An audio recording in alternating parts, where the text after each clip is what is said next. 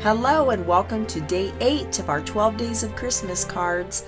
Today we're going to make a fun shaker card with this whimsical holiday stamp set. This is actually part of the holiday cheer promotion going on, and I'll leave the link to that in the description below. Be sure to check that out. It's only available till the end of the month. There's also a traditional holiday stamp as well. So to get started on our card, I'm going to use a piece of the white daisy and also this really pretty snowflake paper. This is from our Holly Jolly collection, and I just love that snowflake paper. We're also going to need a piece of the white daisy for our stamping, our stamp, and then this is a zip strip also from that Holly Jolly collection. We'll need our shaker window and acetate, and then there are these thin cuts, the shaker window, where you can make the confetti and whatnot, but I'm actually going to use my large circle die for my shaker card today. So I'm going to use this super cute snowman character and stamp him in my black pigment ink and then use clear embossing powder to just give him a nice finish. I've been getting a lot of questions. Why do you heat emboss from the back of the cardstock? And I start on the back. For one, you can see it on camera nicely, but I start from the back because it really allows the embossing powder to grab hold. If you start from the front, sometimes you can disturb it and blow bits of it, which matters on those really fine detailed images. I also find if you move back and forth, you'll have less warping to the paper. So there is no right or wrong way to do that, but that's the reason why I do it that way. So now we're going to do a little coloring with these Spectrum Noir Tri-Blend markers. I have my ice blue, and these are new to me, but I'm really enjoying using them. Having the 3 colors in one really takes the guesswork out of it. And what I'm doing is I'm going to create a shadow on his left side there, and I'm using just little tiny brush like flick motions instead of a straight line out on his body there.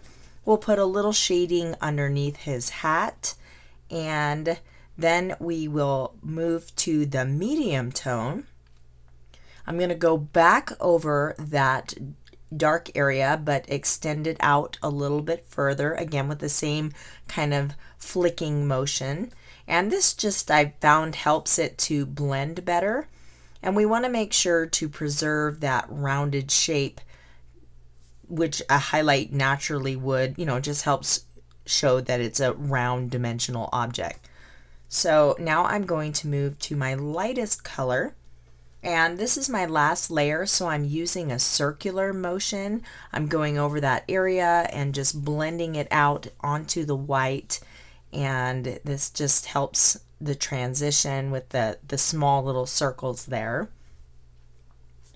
And I will go a little bit further out on his neck to kind of give some separation between his head and body and accentuate that area there.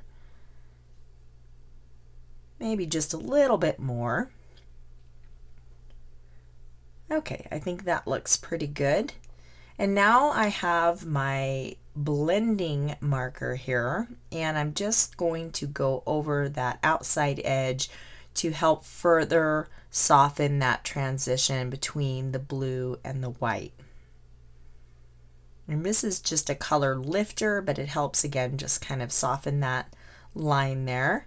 And now I will color in his holly on his hat. I have the red here. This is a dark red and the light green blend. And there's not much room on these tiny little, areas, so I'm just going to add the light, and then I'll go over the lines where the dark would be and around the edge a little bit. And then I'm using the light color for the berries. I'm just reaching over to grab my coral color so I can color in his cute little carrot nose there. And there isn't a black available. I don't think there isn't one in our catalog. So I'm just going to use this is a Shinhan black marker, And then we'll use our color lifter to create a highlight area on the hat.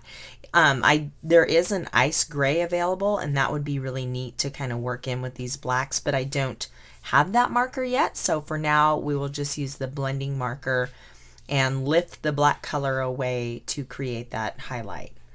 So he's looking into the sun there coming from his right. So naturally the reflection or the highlight would hit from that side as well. So I just am going to do this on the brim of the hat and the top of the hat on the kind of the right side-ish where that light would shine. So you can see that takes it away, and that worked out really well for us. So I'm going to apply just a little clear shimmer because he's a snowman and he should be shiny and sparkly. And then we can fussy cut this little guy out. I went ahead and trimmed around the edges with my microtip scissors, and now we're ready to build the shaker portion of our card. So again, I'm using that large circle die. I'm going to use a little post-it tape to hold it in place and run that through my Spellbinders die cutting machine. Now to add a little bit more interest, we have our really pretty snowflake embossing folder, and I'm going to just run this through my machine, and you'll see it adds just a really beautiful finish to this top portion of our card. I have the Joy sentiment from our whimsical stamp set, and I'm going to emboss this in the clear embossing powder. So I will quickly run the anti-static pillow over our background paper there, and I'm leaving my top cardstock there so I can ensure I'm putting this, right in the center there. And now we're ready to emboss. I'll go ahead and get this set off camera really quick. So now we're ready to incorporate our acetate and build up our little shaker window here. Ordinarily I would kind of put it on the back side, but I want this to line up perfectly with that margin around the edge of my card. So I'm just marking with a pencil, and now I know exactly where to put my circular foam tape. This makes building these shaker windows so easy because none of the shaker contents can escape when you have a solid circle here. I'm going to fill the inside with our silver loose sequins, and this I just thought has a really pretty kind of icy snowy feel.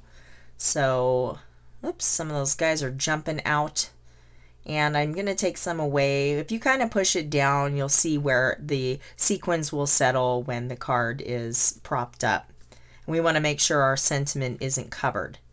I'm using the weeding tool from the Cricut, and it works really well to pull off that protective layer of the acetate and also the foam circle here.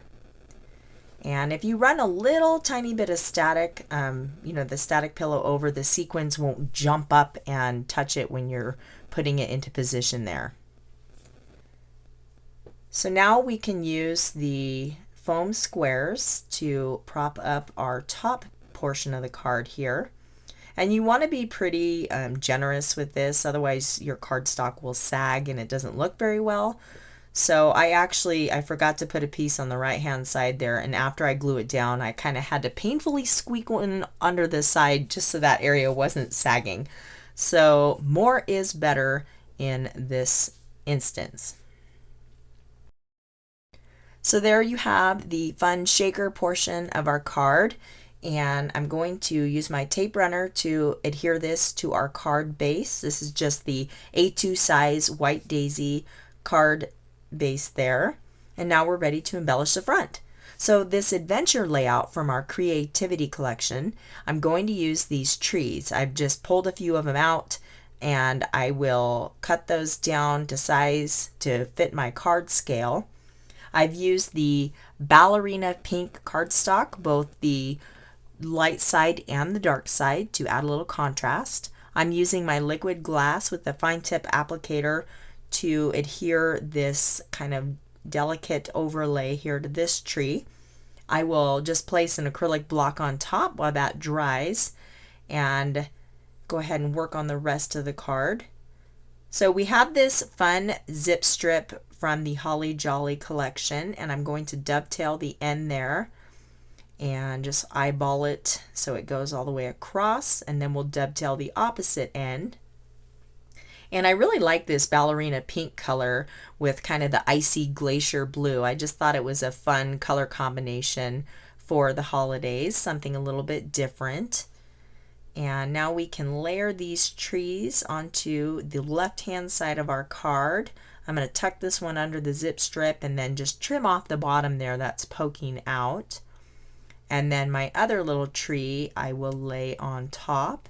And I'm just putting glue on part of it because it won't touch everywhere being laid on top of that other tree. And I was debating on popping up my little snowman guy with some dimensional foam, but we already have a lot of depth on this card, and I want to make it easy to go through the mail. So I decided just to glue him down.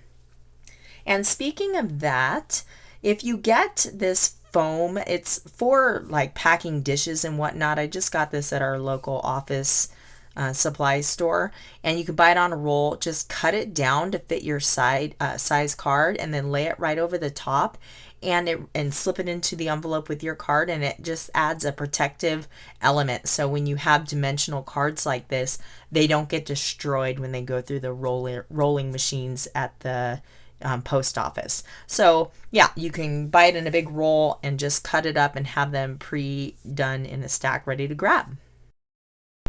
So here is our finished card, and I really think this one's my favorite so far of the series. I love this little snowman guy. He's just so happy and joyful, and the shaker cards are just so much fun to make and receive for that matter.